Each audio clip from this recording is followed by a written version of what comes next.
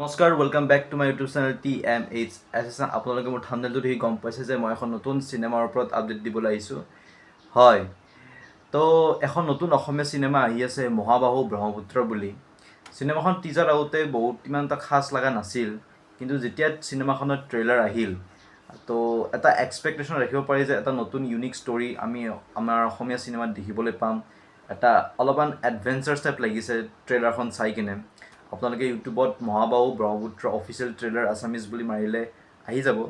তো ভালে লাগিছে, ইমানো বেয়া লগা নাই, ঠিকে লাগিছে। আৰু ইয়াত আপোনালোকে আমাৰ সকলোৰে প্ৰাণৰ শিল্পী জুবিন দাৰ এটি কণ্ঠ শুনিবলৈও পাব।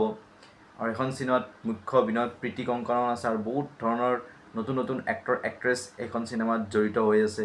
চিনেমাখন অহা 19 জুন 2026 চিনেমাগৃহত ৰিলিজ হ'বলৈ গৈ আছে। সকলোতে আমাৰ এই অসমীয়া চিনেমাখন যাতে আঁকোৱালি লয় আৰু আমাৰ অসমীয়া চিনেমা ইণ্ডাষ্ট্ৰীটো আগুৱাই লৈ যোৱাত আপোনালোকে যাতে সহায় কৰে। ধন্যবাদ।